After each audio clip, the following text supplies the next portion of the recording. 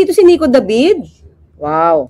Wow. I think VP Sara is narcissistic sociopath. Hello mga ka-clear. Hope to meet you soon, Auntie Claire. Yes, Nico David. Yes, of course. So, thank you sa pagdalaw. Sana nandinig mo yung aking pagbate, ha? Thank you, Nico David. Salamat, salamat. See you soon. Ha? Invite kita. Kontakin lang si Addictus Rex. Thank you, Nico David. Okay, so kinontak ko na yung moderator ni Attorney Claire. I hope we make a little bit of collaboration. Kung ano lang naman siguro, kwentuhan lang. Hindi naman, not necessarily yung parang mga podcast guesting niya. Kasi I wanna talk to Attorney Claire dahil nung araw kasi siya yung moderator nung debate nila ni Fiscal EJ, and Fiscal EJ is a good friend of mine. Now, going back to the topic, nanonood kasi ako sa kanya kagabi para makakuha ko ng mga, titingnan ko lang kung ano yung mga angles na pwede nating i-content dito. Of course, ako naman kasi independent akong content creator, and yung mga angles na nakikita nyo sa akin dito sa page ng political vlogging ko, usually ako lang naman na nagsusulat niyan. Minsan nakikita ko yan yung trending, yun yung ginagawa ko. Kunyari, etong sinulat ko kay Madriaga tsaka kay Duterte, yung pinag-compare ko. Alam niyo naman yan kung naka-follow kayo. Anyway, let's talk about Attorney Claire dito kasi meron siyang magandang pinoint out in regards sa ugali ni VP Sara. That's why yun yung kinoment ko sa kanya na sa tingin ko, it will mas maiintindihan yung psychology kasi ni VP Sara, and iko-compare ko siya mamaya doon sa isang sikat na politiko na sigurado ko kilala nyo. Anyway, pakinggan na natin siya. Asan mo ba yon? Sa banda rito yun yung may ginugol. Yung allegedly sabi ni Mon Tulfo, jowa niya daw tong si Zulaika. Anyway. Ang ulo, mahina ang coconut. Dapat siya ang masunod. Yan. Kahit ang hindi pagsunod sa rules Yan. ay isang kabastusan. Correct. Isang action na masasabing rude. Diba? So, ang context kasi nito, the House actually said na kung may sakit si Zulaika, ilagay siya sa ospital na designated ng House. Kasi yung sinabpi na kasi yung OVP na na ilagay siya sa ospital, and nagsabpi na kasi sila para sa hearing ng Good Governance Committee about sa confidential funds, tas ginigisa si Zulaika, tapos nagkasakit si Zulaika, nagpapa-hospital, arrest siya. So ang sabi ng House dito, pero parang pinapalagan ni VP Sara, eto yung may infamous rant na PI ka, Bongbong Marcos, Martin Romualdez, Lisa Marcos, yung lahat, gano'n. Naalala nyo yun? Yun, ito yung leading up to that event Ang galing ng researcher ni Attorney Claire, sobra. Anyway, tuloy. Ipinakita niya dito kasi wala siyang pakialam sa rules. Ayan. Bakit? Wala siyang pakialam sa otoridad. Yan. Basta siya, si VP Sara Duterte, gagawin niya kung ano ang gusto niya. Yun ang gustong ipakita ni Ramil Madriaga doon sa statement niya na mahina ang kokote, mahina ang ulo, mahina ang coconut shell, at bayolente. Diba? Tingin ko more on the bayolente to Correct. Tingnan natin dito, pakita ko sa inyo. Orders, violent behavior. So ako naman, of course, public figure kasi si VP Sara, public official siya. And nakita naman natin yung mga actuations niya na talagang nananakit. Actually, ang galing talaga tong researcher ni Attorney Claire, kung sino man yan. Baka naman pwede kong sumideline sa akin. Double order!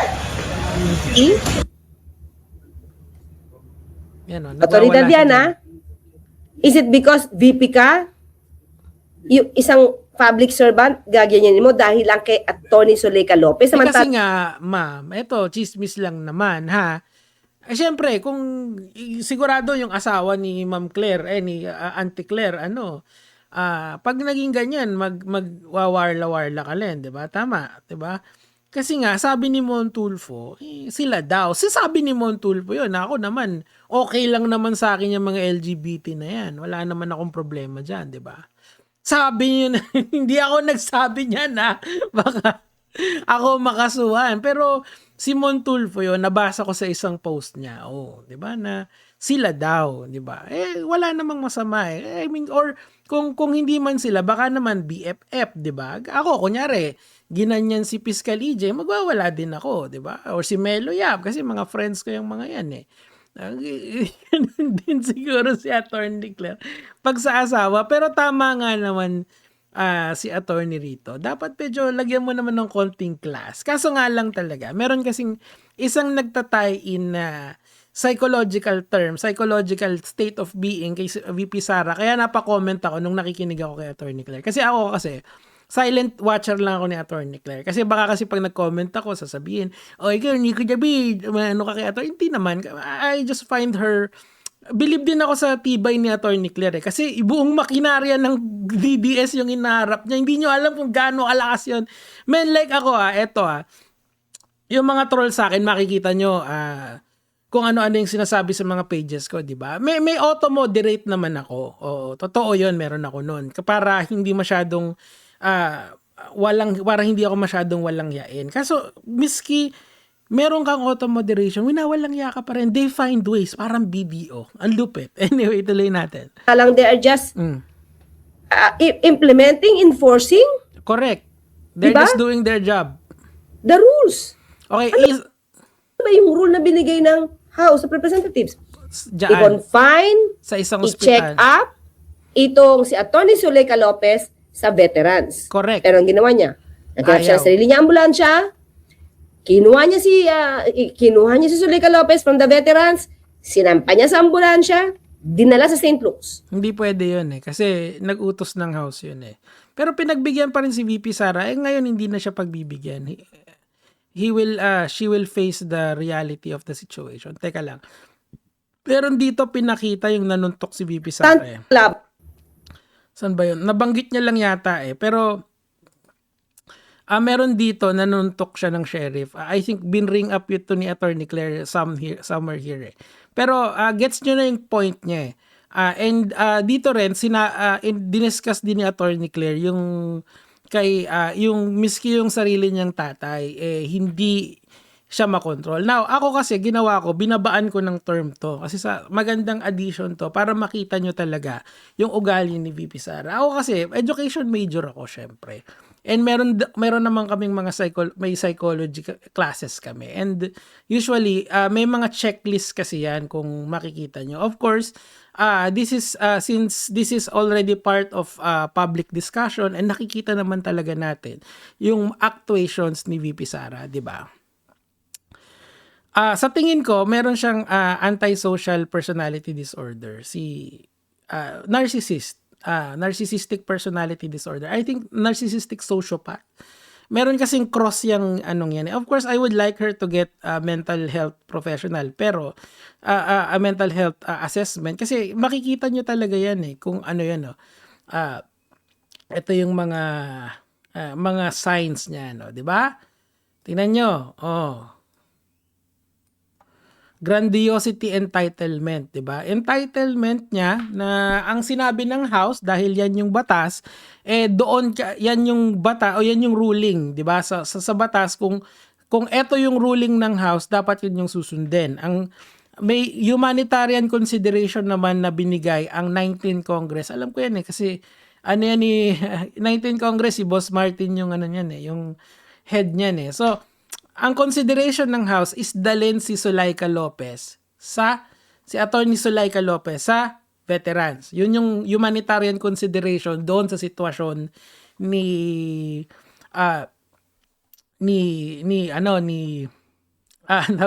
Zuleika. 'Di ba? So, nahit lahat ng metrics Kinonsider yung sitwasyon ni Zuleika kasi parang hinimatay yata or something. So, or na low blood, dinala siya sa veterans. Veterans Memorial Hospital is very equipped ng kung ano yung meron sila. Ibig sabihin, kung meron silang equipment na kulang, tsaka pa lang siya ililipat sa St. Luke. Yun yung yun yung proseso dapat nito, 'di ba? Yun yung na dapat daanan. Kung hindi kaya sa veterans, yung doktor sa veterans ang magsasabi na ilipat si Zuleika. So merong procedures, 'di ba? Now, ang isang entitled na tao, kasi isang key traits niyan is entitlement. Kung ano yung gusto niya, yun yung gagawin niya. Which is yun yung nangyari, 'di ba? Anong ginawa kay Zuleika? Dinala sa St. Luke's, nagdala ng sariling ambulansya para pumunta sa St. Luke's, 'di ba? Ganun yung nangyari, exactly nangyari. Lack of remorse. Ginagawa lang naman ng mga kapulisan yung trabaho nila. Pinagsisigawan niya, balikan natin yung nanuntok siya ng sheriff. Pak, pak, pak. 'Di ba? Kasi yung sheriff na yon, ginagawa niya lang yung trabaho niya, which ironically medyo hawig pa ni Pangulong Marcos. 'Di ba? Manipulation and charm, alam niyo na yan, syempre, 'di ba? Obviously, kasi syukran, 'di ba? Yung sa base niya, konting syukran, konting Bisaya, konting Tagalog, yun na. Impulsivity and aggression. Need I say more, 'di ba? Disregards of norms. Sadistic tendency, I want a bloodbath. 'Di ba? Na-hit niya lahat ng metrics for NPD disorder with public actuations. Yun kasi yung again, this is an observation, not a diagnosis of the case. Okay? I want her to get help. Kasi, etong mga ganito is something bad. Alam mo kung sino naaalala ko dito sa, na meron ding narcissistic personality disorder? Si Trump, si Donald Trump. Anong nangyari sa Amerika ngayon? Ginera nila yung Iran. Parang yung, alam mo, naalala ko kasi, may nagtanong sa akin. Shoutout sa'yo, Baby G. Na, bakit daw pinapahaba ako ng sobra yung dito ko? Sabi kong ganun, hanggat hindi pa nakakalaya ang Iran. Hanggat hindi pa nakakalaya ang Iran, hindi ko aahipin itong balbas ko sa ilalim. Hindi kasi yung mga, uso talaga kasi yung goatee na mahaba sa Middle East. Tingnan niyo yung mga tao doon, lahat sila may goatee. So siguro, solidarity ko na lang din to, kahit papano. Kasi wala naman akong magagawa eh. Literally, wala akong magagawa. So, alam mo yun, kasi I feel so much empathy sa mga taong na aapektuhan nun directly. Sa mga OFW, bakit? Kasi parents ko, dati sa Middle East yan, mga OFW yung mga yan. Tapos, tapos yung mga, tawag dito, yung mga kapatid nating Muslim, yung mga Maranao dyan, kasi sa Jeddah, maraming Maranao dyan. Marami din akong tropang Maranao dyan, sila Norge, tsaka sila, sino to, si Dats at saka si Norge, tas yung kuya nilang si Mel. Shout out sa inyo kung nasan man kayo, mag-message nyo ako sa page, 'di ba? And yung shawarma diyan, yun talaga authentic, man, shawarma, 'di ba? So alam mo yun, I feel really sad kapag nakikita ko na a country with so much power is trying to destroy a country. Kasi ang Iran ngayon talaga, they're really fighting, alam niyo yun, ewan ko lang. I feel really bad for them. Yun lang yung ko doon. I'm not saying na tama yung ginagawa nilang pag-block sa Strait of Hormuz, diba? Pero hindi ko rin naman sinasabi na, lalong hindi ko sinasabi na tama na sirain mo yung bansa nila because of that. Anyway, I feel like si Donald Trump and si VP Sara shares this similar quality of narcissistic personality disorder. Diba? Bordering on this on that Pero I want her to get help bago man lang tayo pumunta sa 2028 kasi talagang kawawa ang Pilipino pag naupo itong mga ganitong tao. Anong una niyang gagawin? You think ang una niyang gagawin is ayusin ng Pilipinas? Hindi. Ang una niyang gagawin gumilumante, di ba? Sila si BBM una, pangalawa si Boss Martin. Shoutouts kay Boss Martin, tsaka kay F. Elisa. Shoutouts din kay F. Elisa. Lalong-lalo naman si Auntie Claire. Alam mo yan, yung limtik lang ang walang ganda. I believe kung nakalimutan ko, may DDS vlogger yata na tinreten si Attorney Claire, di ba? So I don't want her to be in the midst of of course she's a capable lawyer, pero alam yun yung hassle na lang ng kasuhan di ba? Ay, nako, Attorney Claire. Anyway, I'll hope na magkita tayo soon. Last na, patpakinggan natin. Ay, nandito si Nico David. Nandito Wow. ako. See you soon! Ayun. See you soon, attorney. Yan lang naman po. Gege mga lods. Shoutout sa mga ka-clear.